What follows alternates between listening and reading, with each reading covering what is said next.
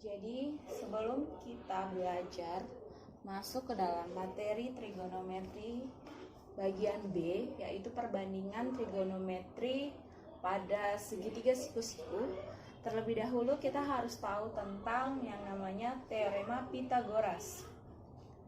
Ya, teorema Pythagoras sudah kita pelajari di pelajaran waktu kita SMP ya. Jadi kita hanya akan mengingat kembali tentang materi dari teorema Pythagoras. Teorema Pythagoras ini dia bertujuan untuk mencari salah satu sisi yang belum diketahui dari sebuah segitiga siku-siku. Jadi kita lihat di sini ada sebuah segitiga siku-siku dengan siku-sikunya ada di sudut B. Kemarin juga sudah dijelaskan bagaimana penamaan bagi sisi. Berarti ini sisi A, ini sisi B, ini sisi C. Kemudian untuk sisi B ini pada sebuah segitiga siku-siku dia merupakan sisi terpanjang atau biasa dibilang sisi miring. Nah, jadi kalau misalkan kita mau mencari sisi C, berarti rumusnya adalah C sama dengan akar dari B kuadrat dikurang A kuadrat, di mana B kuadrat ini tadi dibilang bahwa dia merupakan sisi terpanjang atau sisi miring.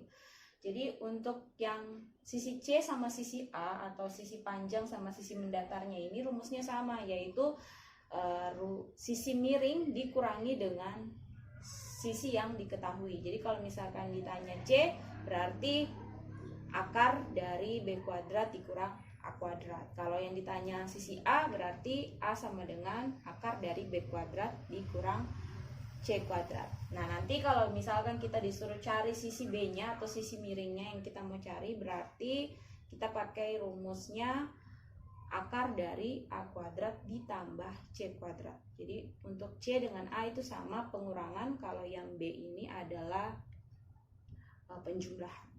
Itu rumus untuk teorema Pythagoras. Karena sudah dipelajari sebelumnya, jadi hanya mau diingatkan kembali tentang teorema Pythagoras.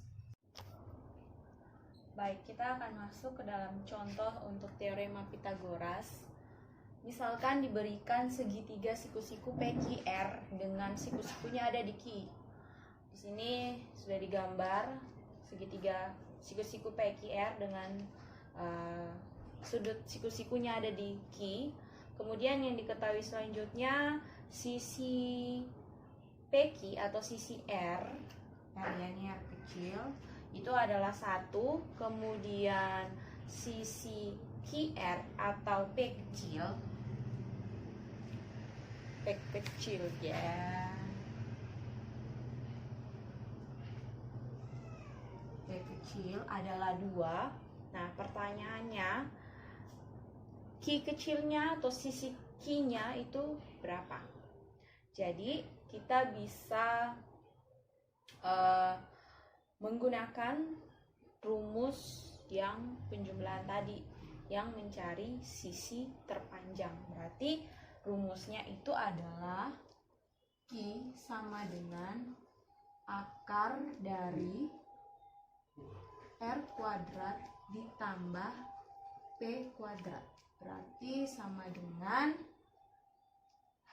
akar R-nya 1, berarti 1 pangkat 2 ditambah 2, berarti 2 pangkat 2 sama dengan akar dari 1 kuadrat itu 1 ditambah 2 kuadrat itu 4, berarti akar 5. Berarti Q-nya itu sama dengan di sini adalah akar 5. Oke, itu saja contoh untuk teorema Pythagoras. Jadi nanti kalau yang ditanya R berarti menggunakan rumus pengurangan. Kalau yang ditanya tadi P berarti juga pakai rumus pengurangan. Tapi karena yang ditanya di sini adalah Q dan Q-nya di sini adalah sisi miring, berarti kita gunakan rumus penjumlahan, yaitu akar R kuadrat ditambah P kuadrat.